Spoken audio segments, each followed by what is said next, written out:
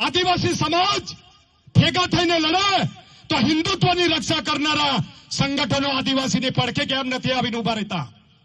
એમની પણ ફરજ બને છે, જો સાચા અર્થમાં તમે અમને હિન્દુ ગણતા હોવ તો. પ્રોફેસર સાહેબે સરસ મજાની વાત કરી. સૌથી વધારે દેશની અંદર આદિવાસીઓનું સૌથી વધારે શોષણ થયું છે. આ દેશની અંદર સૌથી વધારે છૂવાછૂત થયું હોય તો શિડ્યુલ કાસ્ટ સાથે થયું છે. મિત્ર, આપણા સમાજમાંથી કોઈ પણ માણસ સૌરાષ્ટ્ર અને કચ્છમાં ગવર્નમેન્ટ એમ્પ્લોય તરીકે એને નોકરી મળે અને ત્યાં સોસાયટીમાં મકાન રાખવું હોય તો આજે એને પૂછવામાં આવે તમે કઈ જાતિમાંથી આવો છો? અને જો આદિવાસી કાં તો દલિત હોય તો એને કોઈ પણ સોસાયટીમાં મકાન આપવામાં નથી આવતું. આ પરિસ્થિતિનું નિર્માણ છે. આજે જેએનજીઓ આખા દેશની અંદર લડાઈ લડી રહ્યા છે પોતાના શિક્ષણ અને નીટના પેપર માટે. ત્યારે જેએનજીની જે આખી લડાઈને લીડ જો કરી હોય તો એ જમ્મુ અને કાશ્મીરના સોનમ વામચુક, એ પોતે એક વૈજ્ઞાનિક, એ માણસે આ લડાઈ માટે એને ધરણા કર્યા, અમરનાથ ઉપવાસ કર્યા અને એ લડાઈને લીડ કરનારા બીજા આપણા બીજી એક દલિત સમાજમાંથી બિલોંગ કરે છે. તો મિત્ર, લડાઈ આખું દેશની અંદર ક્રાંતિ થાય એવી લડાઈ ચાલી રહી. તો એ લડાઈને દબાવવા માટે આ બધા જે પાખંડવાદી લોકો છે, બહારથી આવેલા યુરેશિયન આર્ય, જે ભારત તરફ આવેલા ઇમિગ્રેન્ટ લોકો કહેવાય, એ લડાઈને દબાવવા માટે કે આ તો દલિત અને આદિવાસીઓ આંદોલન કરે છે એટલે અનામતનો મુદ્દો લાવીને મૂકી દીધો. આ પરિસ્થિતિ છે. એટલે આ જે ભીડ છે, ભીડ અગાઉ ડોક્ટર ગબ્બરસિંહે કીધું કે આ ભીડ લડાઈમાં પરિવર્તિત થઈ જાય તો સરકારોની તાકાત નથી આપણા અધિકારો છીનવે. હમણાં તાજેતરમાં છોટાઉદેપુરની અંદર જાણવા મળ્યું કે છોટાઉદેપુરની અંદર આપણા આદિવાસી સમાજના દીકરાઓ વિશ્વ આદિવાસી દિવસને સેલિબ્રેટ કરવા માટે, ઉજવણી કરવા માટે એ લોકો પ્રશાસન અધિકારીઓ સાથે પરમિશન લેવા ગયા અને ત્યાંના મામલતદાર અને કલેક્ટર અને પોલીસો એને પરમિશન નથી આપ્યું. અરે ભાઈ, યુનાઇટેડ નેશને ઘોષિત કરેલો દિવસ એ કલેક્ટર હોય કે ફલેક્ટર હોય કે ડીએસપી હોય, તમારું પરમિશનની અમને કોઈ જરૂર નથી. પરંતુ આપણા સમાજના જે દીકરાઓ હતા એ સરકારના સંકલનમાં રહીને 9મી ઓગસ્ટને સેલિબ્રેટ કરવા માટે પરમિશન લેવા ગયા અને તમે આદિવાસી દીકરાઓ સાથે મનમાની કરો. અરે, હું તો દાવા સાથે કહું, આ દેશ તમારા બાપનો નથી, આદિવાસી લોકોનો દેશ છે. અને બેરિકેટિંગ રિઝર્વ સીલ એરિયા છે 5મી અનુસૂચિ વિસ્તારમાં કે રાજ્ય કે કેન્દ્ર સરકારની એક ઇંચ જમીન નથી, તમારા બાપની જાગીર નથી અને તમે આદિવાસીઓને હેરાન કરો છો. એટલે મારે આ તબક્કે યુવાનોને કહેવું છે, જો આજે નહીં જાગીશું તો તમારી મારી જમીનમાં ખનિજ છે, ખનિજ.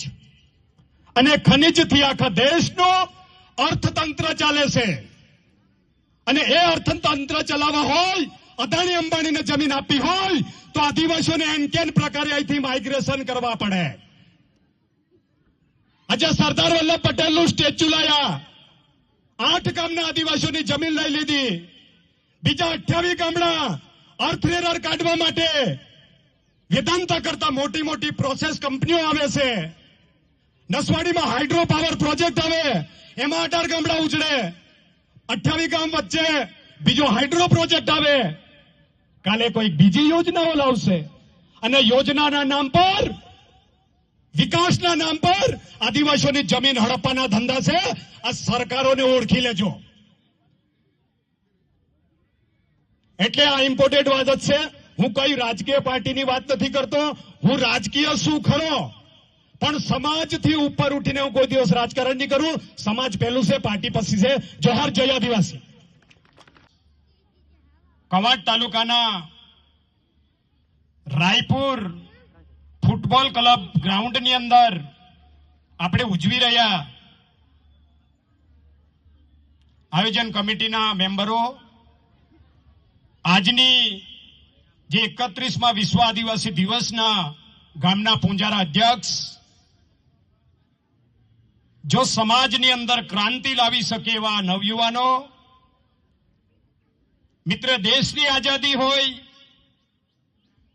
કે બીજી કોઈ પણ આઝાદીની જો લડાઈ હોય તો એ લડાઈ જેમના વગર લડાઈ જીતાઈ નથી એવી મહિલાઓ અને આપણા આદિવાસી રાઠવા સમાજ અને અન્ય સમાજના ગવર્મેન્ટ કર્મચારી બુદ્ધિસ્ટ વડીલો, હું સૌનો તહેદિલથી આભાર વ્યક્ત કરું. મિત્ર, વિશ્વ આદિવાસી દિવસ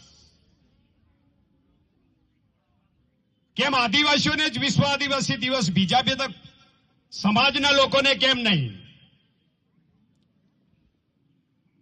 એ પણ મહત્વની વસ્તુ છે. આજે ગુજરાતની અંદર ઉમરગામથી અંબાજી સુધી 29 જાતિમાં વેચાયેલો સમાજ 1,25,00,000 આદિવાસી સમાજ છે. આપણી પોપ્યુલેશન 29 જાતિમાં વસતો સમાજ, અને ગુજરાતની અંદર કમસે કમ 1,25,00,000 આદિવાસી સમાજ, અને 1992માં એની ઘોષણા થઈ અને 94માં વિશ્વ આદિવાસી દિવસ તરીકેની ઉજવણીની શરૂઆત થઈ. અને મિત્ર, આટલો મોટો સમાજ હોય તેમ છતાં સરકાર ગમે તે હોય પણ વિશ્વ આદિવાસી દિવસને જાહેર રજા સરકારી કેલેન્ડરમાં ઘોષિત કર્યું નથી. એ આપણા માટે દુઃખદ બાબત છે. જ્યારે મુઠ્ઠીભર લોકો, જેનો એક સરપંચનો સભ્ય ન જીતે એવા સમાજને તમે જાહેર રજા ઘોષિત કરી, એના મનમાં આખા ગુજરાત અને આખા દેશમાં જાહેર રજાઓ ઘોષિત કરો. જ્યારે આટલો મોટો સમાજ અને યુનાઇટેડ નેશને વિશ્વ આદિવાસી દિવસ તરીકેની જો ઘોષણા કરતા હોય અને આ સરકારોને આદિવાસીઓ પ્રત્યે કોઈ માન ના હોય તો આવી સરકારનો કોઈ મતલબ નથી. મિત્ર, આ દુઃખ સાથે મારે કહેવું પડે છે. મિત્ર, યુનાઇટેડ નેશન 1945 ઓક્ટોબર 30 તારીખે આ ભારત સરકાર યુનાઇટેડ નેશનમાં પાર્ટિસિપેટ કર્યું અને 192 દેશનું આખું ફોરમ બને, અને ફોરમની અંદર 191 દેશ પોતાના દેશના આદિવાસીઓની કેટલી જાતિઓ પોતાના દેશમાં રહે છે અને કેટલા ટકા આદિવાસી લોકો રહે છે એની યાદી યુનાઇટેડ નેશનમાં જાહેર કરી. અને ભારત સરકાર 1945માં યુનાઇટેડ નેશન સાથે પાર્ટિસિપેટ કર્યું, અને આજ દિન સુધી ભારતમાં કેટલા આદિવાસી લોકો વસે છે એનો કોઈ આંકડો નથી યુનાઇટેડ નેશન પાસે. કઈ તમે લડાઈની વાત કરો, તમને પ્રોપર નોલેજ જ નથી. કેવી તમે લડાઈ લડવાના? તો ભારત સરકાર પહેલા ભારતમાં કેટલી જાતિમાં વસેલો સમાજ અને કેટલા ટકા વસ્તી ભારતમાં છે એ પહેલી જાહેરાત કરે. અરે, ભારત સરકારનું ડેલિગેશન જાય યુનાઇટેડ નેશનમાં અને ત્યારે એમને પૂછે કે ભારતમાં કેટલા ટકા આદિવાસીઓ છે, ત્યારે આ લોકો એવો જવાબ આપે કે ભારતમાં કોઈ આદિવાસી જ નથી. તારે યુનાઇટેડ નેશનમાં ફરી એમને સવાલ પૂછે કે દેશ આદિવાસીઓનો છે અને ભારતમાં આદિવાસી નથી. સાલું ગળે ઉતરે એવી વાત નથી. ત્યારે આ લોકો એવો જવાબ આપે કે ભારતમાં આદિવાસીઓ હતા પણ એ કેટલાક ખ્રિશ્ચન બની ગયા, કેટલાક હિન્દુ બની ગયા, કેટલા મુસ્લિમ બની ગયા. એ ધર્માંતર કર્યું હોવાના કારણે ભારતમાં કોઈ આદિવાસી નથી. અને તમે મેં ગર્વ લઈએ, ગર્વ સે કહો હમ હિન્દુ હે. અરે ભાઈ, હિન્દુમાં રહીને તમારું કેટલું છે તમે જાણો છો? જ્યારે આદિવાસી સમાજને કોઈ જળ જંગલ જમીનનો પ્રશ્ન હોય, પોતાના અસ્તિત્વનો